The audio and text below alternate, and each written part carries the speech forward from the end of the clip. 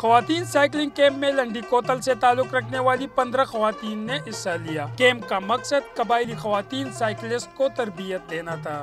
ہمارے علاقوں میں خواتین کے پاس بہت زیادہ ہنر ہے، ٹیلنٹ ہے، بٹ ان کو وہ اپرچونٹی نہیں دی جاتی۔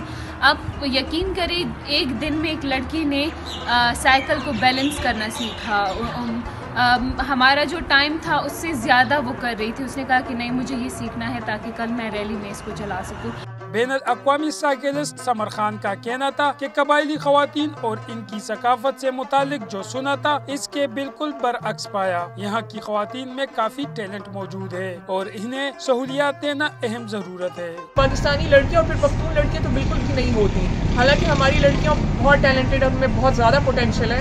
اور ابھی بھی جب میں واپس آ رہی تھی تو بہت ساری لڑکیاں ایسی تھی جو ٹریننگ لینا چاہ رہی تھی، سائیکل چلانا چاہ رہی تھی، لیکن کیونکہ ریسورسز اتنے نہیں تھے تو ہم اس کو نیکسٹ فیز میں رکھیں گے۔ کیمپ میں حصہ لینے والی خواتین نے اس طرح کی صحت مندانہ سرگرمیوں کے انعقاد کو سراہا۔ کیمرہ ٹیم کے ساتھ محمد اسرار، ڈان نیوز، پشاور۔